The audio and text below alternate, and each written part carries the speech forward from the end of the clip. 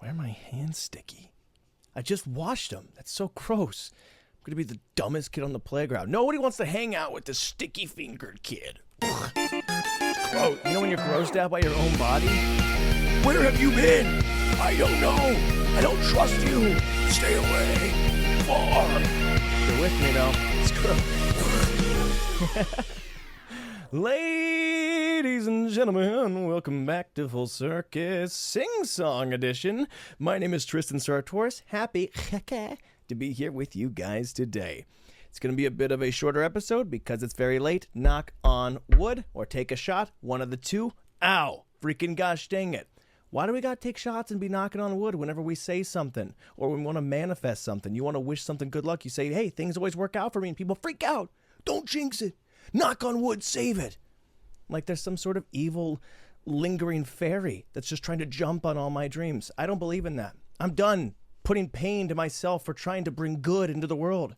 You can't tell people your birthday wishes. Nay, I tell people what it is before I do it and after I blow the candle out. Because things always do work out for me, and gotta knock on anything. I gotta tell you, things have been working out for me pretty well so far. So screw the jinx, screw the wood, screw the shots. I'm me, baby, till I die. And people go, whoa. Knock on wood. I don't care. I fear nothing. I'm the man. I'm living forever. Test that, baby. So anyways, feeling pretty bold tonight. Pretty bold.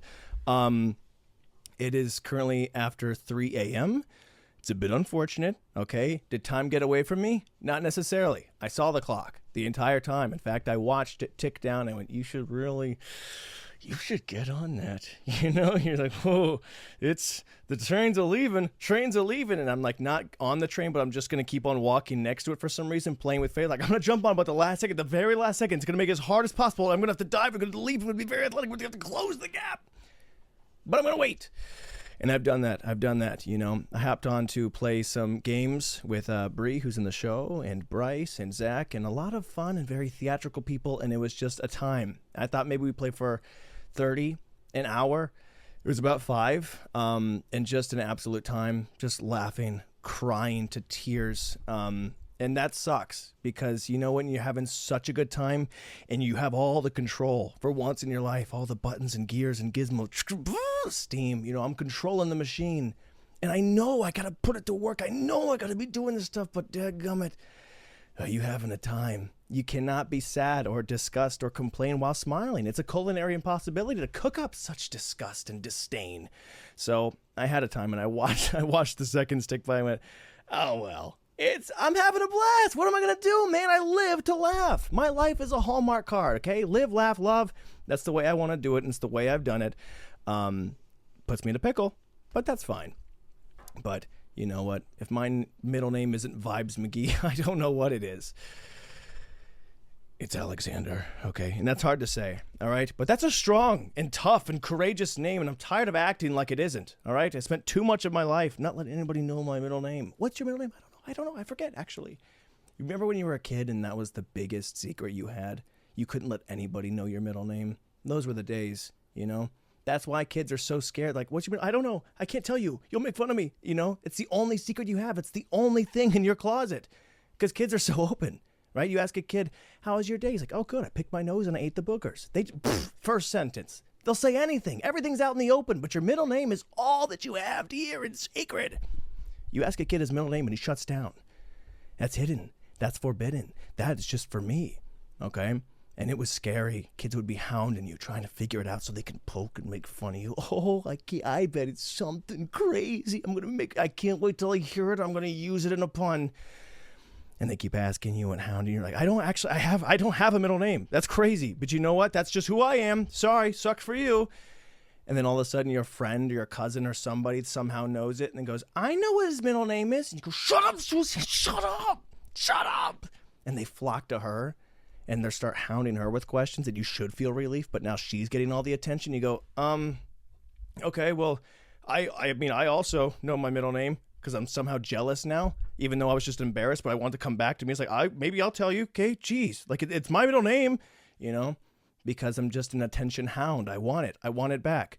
And then they'll come back to me and I feel lifted up because they want my secrets. Oh, don't you? You want my secrets. And I say, I'll tell you, only if you guess it. If you guess it, I'll let you know. And they all agree as a crowd, all right, we're going to figure out his middle name. Let's start with the A's, letter A's. Alex. They go, frickin', yeah, that's it. Gosh dang it. And they laugh and they laugh and they laugh, even though it's so strong and tough. I go, okay, what's your middle name? And they go, it's Reed. I go, Reed? Reed's not a middle name, baby boy. That's a verb. What's your middle name? Listen, got him. And that's how you win, okay? You got to be the coolest kid on the playground. It's easy to do, but you got to have your wits about you. Sure, I was 17 at the time, and they were a bunch of third graders, but I don't take L's, and I refuse to knock on wood about it. So, anyways, point being, I thought that saying was always point being. Actually, I didn't think it was point being, this being the point. I thought maybe we were talking about some super athlete who just kept scoring, like it's fencing. Hut, hut, ksh, ooh, point being. Okay, there's some athletic god out there named Bean who's just killing it, and we're all giving him points. Okay, well, point being, segue, point being, point to Bean. Bean gets scored a point here. Anyways, point being, it's late, but we're going to have a time regardless, letting the vibes flow. Hit a quick workout as well right before, because I thought maybe that would benefit and add to the vibes. Maybe it did, maybe it didn't. Time will tell. But can we tell time? Apparently not, or I would have done this earlier.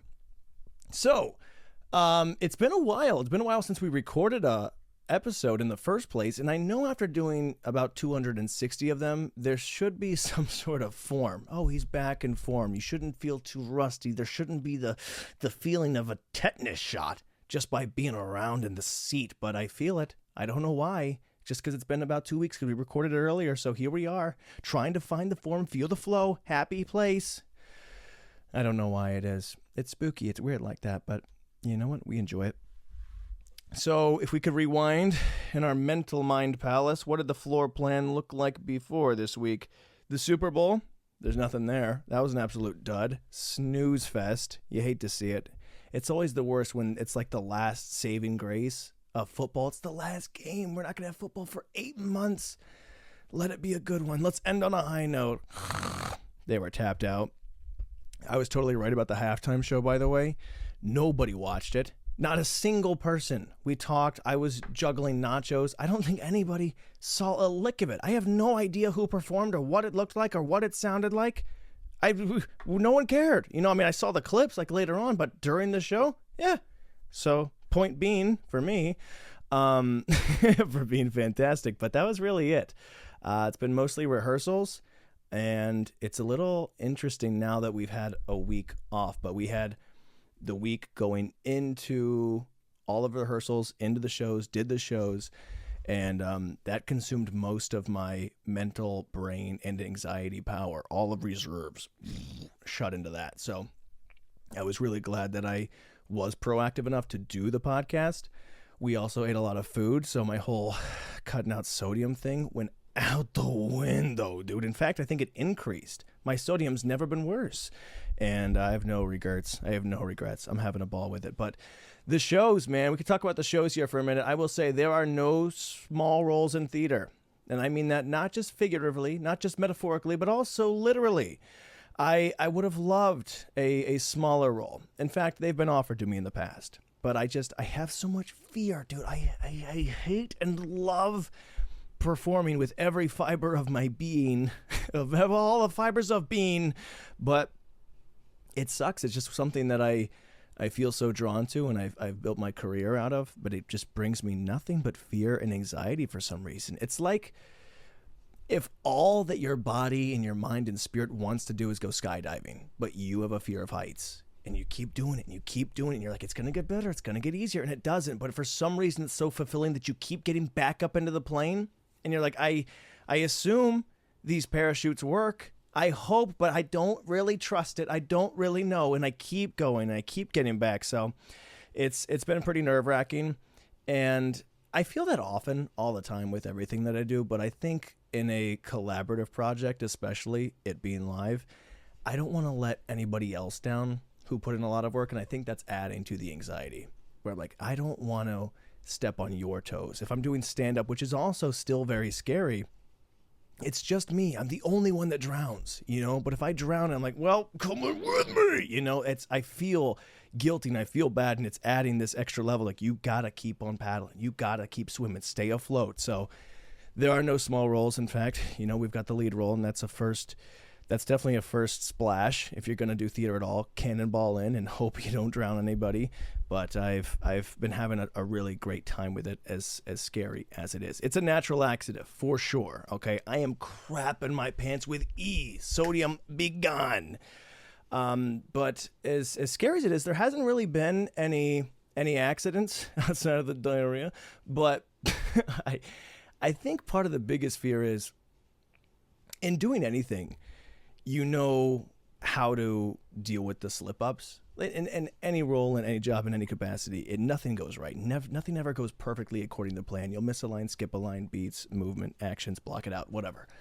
I think with not doing it and not having the experience, in your head, you're like, if something goes wrong, am I going to panic? Because I haven't been here. I don't know how to... I don't know how to do the dance. I don't know what the steps are. I don't know how to get back on board. So there's fear of that. But we have had a couple of mishaps. I have.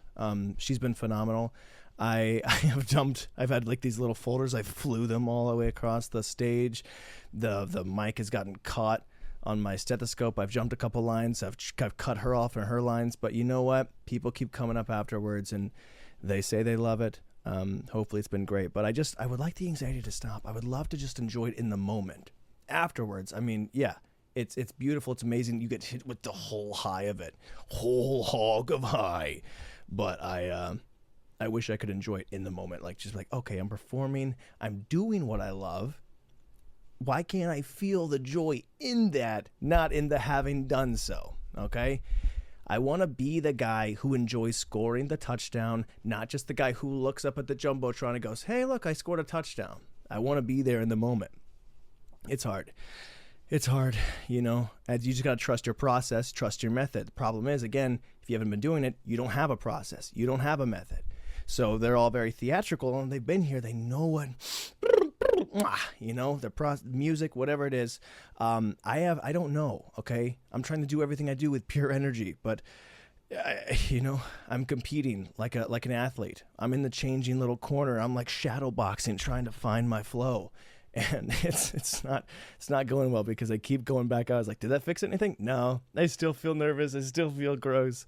And it's scary. I think what I feel worst about though is on that same level of feeling like, I don't want to ruin it for them.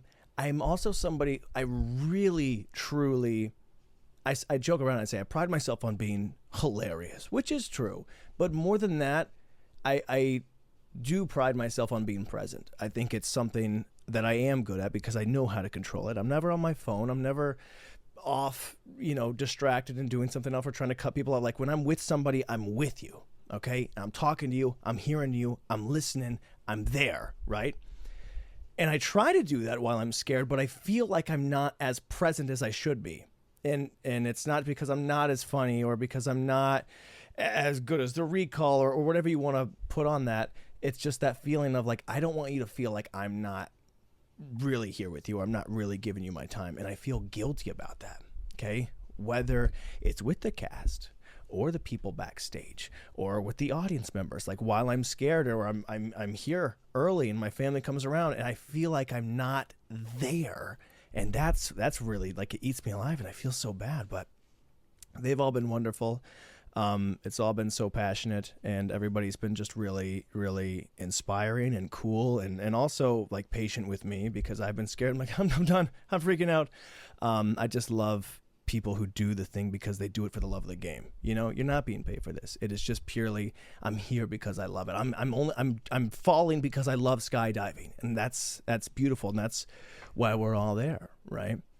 I mean, I keep saying I'm going to retire, so I probably need to stop that. I'm lying. It's just me. That's a fear response. That's me coping. It's like, okay, if I just tell my brain that I don't have to do it again, that's going to make me feel safer. So I'm probably not giving them that same feeling where I'm like, hey, I love being around these people who just love doing it and they just never want to stop. And I'm like, I hate this. This quits. I'm fine. Goodbye.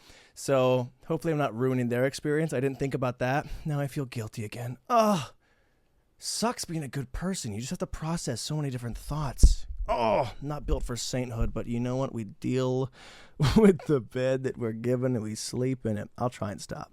But it's been magical. I'm going to miss it for sure. It's been great. Bree, the co-lead in the show, has been phenomenal to meet, to hang out with, to laugh. Brandy, my cousin who directs it, I don't get to spend a lot of time with her, you know, like she's my cousin, but it's not like we're at every freaking family gathering. I'm hanging out. Like I've gotten so much time with these people that I have known and I haven't known, and it's just been so great. And I'm really going to miss it. You know, you wake up and you get to spend so much time and you know you're going to hit these highs with these people. And it's sad to see it go. It's really bumming me out, in fact. And also, I don't know the rules to theater in the fact that they got me and each other these opening night gifts, flowers, cards, candies, beautiful words, gifts. And dude, this was by Bree. If I can find the clip of the podcast where I talk about the freaking zombie, about the idea of a zombie rollerblading. Oh, man. It brings me so much joy. Such a ludicrous thought, and it's even crazier in a painting. So now I get to see that, and that makes me happy. But I did write them cards, actually. But I was like, well, if you're going to get somebody a gift, I didn't know there was going to be gifts at all. But I was like, you do that on closing night. So I already have things written. Maybe I should cut this out because they've been listening to the show. But I was like, well, yeah, I got something. Okay. I don't have any like artistic skills. There's nothing I can do like this. Like she made me this. Brandy, a writer, gave me a beautiful letter. I can't like do a stand-up bit, you know? I can't like, you know, figure out what their favorite impression is, or I have no idea. I don't have any skills that lend themselves to, affection and like a thank you and a gratitude, you know. I'm just there for the vibes. My biggest skill is being present, and like I said, it's not going well, so I feel bad.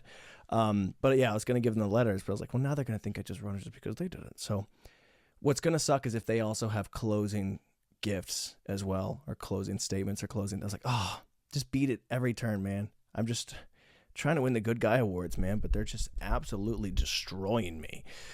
You're going to have that, but I just, you know what? I love life. I love the time. I will say it has been nothing but a wonderful way to start off my year. Everything works out for me, and I refuse to knock on wood because it has only led me to this. And that's not funny, but you know what that is? Freaking awesome. It's real. I got this hat for free, by the way. Pretty stoked on it. My sister-in-law, she's my sister. I'm not doing the law thing anymore. But she came by with a bunch of hats, and everyone got to pick one. And I knew, like, my family, they don't live by bold colors, but I do, because going back to the middle name thing, attention hound. You know, is it because I love red? Not necessarily, but I love when people go, hey, red hat. Oh, him, yes. Okay? They don't have to say it's a nice hat, but they have to notice it. And that's kind of my whole motif. I live by the words of look at me, and it's a thing. But again, problematic. Why do you want attention if you're so scared when you get it? Who's to say? It only yields you diarrhea. Speaking of diarrhea, dude, you wouldn't think this is going to be a segue, but it is. I have been lying about diarrhea phenomenally, okay, in a grand scheme. And just to get out of work or responsibilities, and it's done well. I've been using it for a bit too long. In fact, it's probably been going on about 2 weeks now, because no one can argue with it. You go, oh, I had some gas station sushi. You know what that is, diarrhea. And they go, whoa, right? Diarrhea is the one thing that people don't try to debate, right? If you go, oh, I feel a little sick. Oh, I got a cramp. I got a pain. I got a bruise. I got a headache. People go, okay, you know what? We'll just drink some water. I'll come pick you up. I'll come help you out. I can't come party. I got this. And you're like, oh, okay, I'll help you out. I'll meet you in the middle. Maybe just do a little bit. Come help me move. If you're feeling sore, just a little bit. I need you, right? People try and argue no matter what sort of ailment you have. But the second you go, I can't come. I got diarrhea. They go, ugh. You stay home. You stay right where you are, dude. You know, diarrhea, it's just inarguable. It's a beautiful thing. As gross as it is, you can get out of anything with diarrhea. Nobody goes, prove it. Give me a doctor's note. Show me the toilet bowl. You have diarrhea?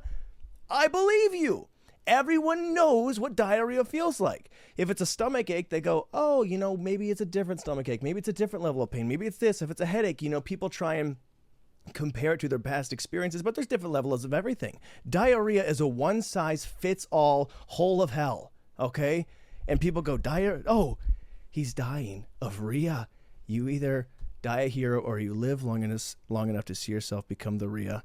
Die of rhea. Shame. So anyways, I bring that up only to say that with all this food and all this anxiety and all this fear, I accrued diarrhea. I found it. I manifested diarrhea. That's the only time I should have knocked on wood, is because it's like manifested destiny. I manifested diarrhea. It's a pain. It's a problem. We're getting over it. We're getting through it, though. I had to cut out sodium, God forbid a guy gets a little bit of rhea. So I'm trying to fight through it, trying to get back on board.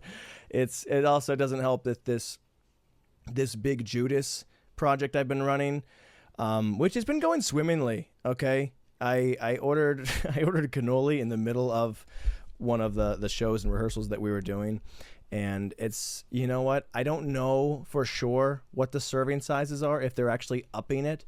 But I do know that people walk in, they say, I've got a DoorDash for Big Judas. And they go, you mean Tristan? They go, I don't know. It just says Big Judas. And that brings me nothing but joy. I got to tell you, okay? I'm happy. Sue me.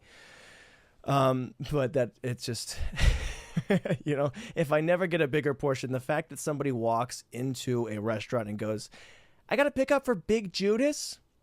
I never have to see it. I never have to hear it, but I know it's there. Okay, and I sleep well at night knowing that Big Judas is out there eating, whether it's me or not. But the issue is that I just keep getting Wendy's. That's not really a varied portion size. You order 4 nuggets, you get 4 nuggets. Okay, you order a Baconator, you get a Baconator. You order 3 Biggie Bags, which is the order. You get 3 of them. They don't just like throw in an extra Biggie Bag. So it's kind of just it's a one size, just boom. It's very particular. It's very specific. There's no room for extra Big Judas points, okay? And that's my problem. I just keep getting more Wendy's. But that's me. I'm cheap and greasy like that. Which, by the way, is a bit I did with my dad and I. It's been sticking around because I've been telling everybody about it. There's certain things people are proud of. Sometimes it's their money or their cars or their family or their love in their life or, whatever it is. But I'm like, hey, man, I've been ordering a lot of DoorDash and I'm cheap and greasy. And those are the things that I bring up to everybody. But what I'm proud of is that I'm trying to open a restaurant, hopefully one day, called Cheap and Greasy. Big Judas is cheap and greasy. And it's just all fried food. It's all very slimy, but there's no napkins. And that's how you cut the cost down. So the food is cheap. Oh, but rest assured, it's going to be smearing all over fingers. You're just like, oh, what do I do with this? That's what I want Cheap and Greasy to be. Standing room only. You don't get to sit down and try and wipe it on your pants. Everybody's in, you get out. You get in, you get greasy, you get out. GGG, okay? So if anybody wants to donate or fund to Cheap and Greasy, I'm trying to get this thing off the ground, get it on legs, because there's no sitting, standing room only. But I think that's going to be a blast. I'm really, really hoping for that. So that's a blast. Look forward to Cheap and Greasy. I mean, that would be a hot spot. Would you not go to that after church or anytime? Just like really indulge in a just raw feeling of gluttony. Just eat as much as you can, as greasy as you can, and be like, okay, and everyone just slipping and sliding all over your steering wheel trying to get home. Where are the napkins? You can't bring them in. We will search your bag, okay? I don't want anybody having any sort of non-stained clothing or coming in here trying to be delicate and pop the corners of your mouth. Nope, okay? You come in here to be a greasy fiend, and that's what this place is about, okay? It's like church. We're going to go, hey, we're all sinners. Hey, in here, we're all cheap and greasy, okay? You could have gone anywhere else. If you had the money, you had the prowess, you had the knowledge, you could have gone somewhere with napkins. But you came to Cheap and Greasy. Why? Because it feels like home. It's cheap and it's greasy. But that's just what we're doing. So anyways, what else has happened? I tried to go and do stand-up. I mean, I tried to rewrite. I had a whole 5-minute set that I wrote, but it was tailored so far to right around the holiday season, right before the shop got shut down. So I was trying to rewrite it and refit it, and I didn't get it done in time because after we were done with the week of of rehearsals and shows, I just crashed and I couldn't get my brain going in time. And right when I did, it was like an hour. Like I had all the courage to go and do it finally, which was the opposite. Usually I have the jokes, but not I feel, threatened. I feel threatened, but I'm fretting, dude. Fret not, okay? But fret not, I feel threatened. I was so ready to go and do it, but I didn't have enough energy or enough of the written stuff to go and act like it. But anyways, I just want to say thank you to anybody for listening to this show, for coming out to see the show or stand up or supporting anything that I do. You guys, I love you to pieces. You're the best. I really mean that, and maybe I shouldn't say that. Okay, I've noticed a pattern, at least with this podcast. No one's done it with stand up or with the theater or any other type of performance, but I have noticed with this show, anytime somebody goes, "Hey, I listened to your podcast," I guess I come on too strong, because the reaction every time, even to friends, people I've known for years, decades, they go, "Oh, I had nothing else to do." Of course, I literally had nothing else to do. Like, they backtrack. "I heard your podcast, it was really funny." I go, "Oh, well, thank you so much." That's what I say. "Oh, thank you so much. That's nice of you." Okay. And they go, "Well, I mean, it was like nothing, basically freaking nothing. Like, I didn't want to, it was just on." And I don't, they act like I offer to name my first child after them. Like, "Oh my gosh, thank you. What, you listened to the show? Forget naming my first. Oh, you could have him. You could have my first child. Pick any one of my lambs or goats. My flock is for you. Okay? Have at it."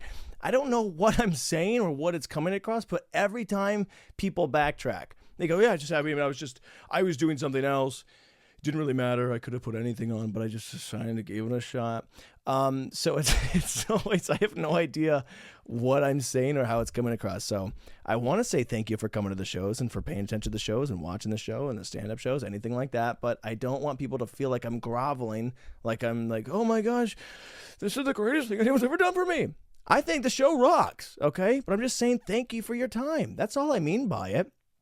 Time is precious, okay? That's the one thing I have a lot of time, okay? But I like to use it on myself. I'm very selfish with my time, okay? If there's something, you could call it a bad attention span, but genuinely, if I'm watching something and you're like, "Well, you're just going to keep moving? You're just done with the video? You got 4 seconds into the song?" I was done. I don't want to waste my time on it anymore. And the fact that anybody's willing to give me 30 minutes to watch this show, or a few hours to drive somewhere, or to sit in a club or a theater and to watch me or pay attention to anything I do, and to give me that time, whether you like it or not, time, I'm like, thank you for that.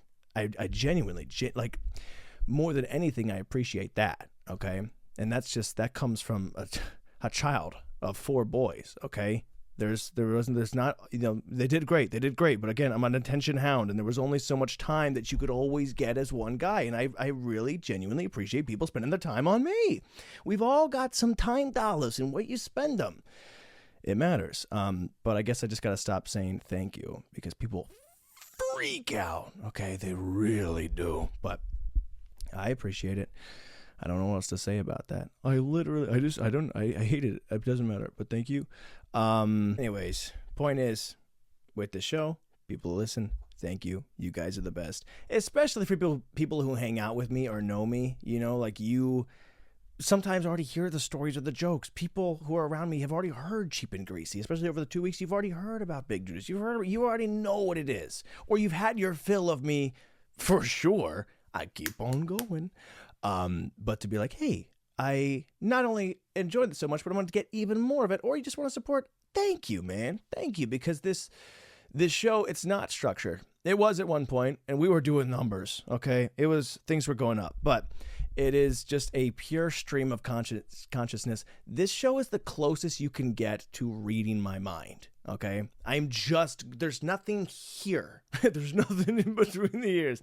There's no I'm just going to go, trying to make myself laugh, trying to make you laugh, but it's as close as you can get to really seeing inside what my brain looks like. And for anybody to spend, amount of time and to lose those brain cells doing that, I applaud you and I thank you, and will never, ever stop. So anyways, guys, I think that's pretty much all I've got to talk about. If I'm forgetting anything, I didn't mean to, but it is late.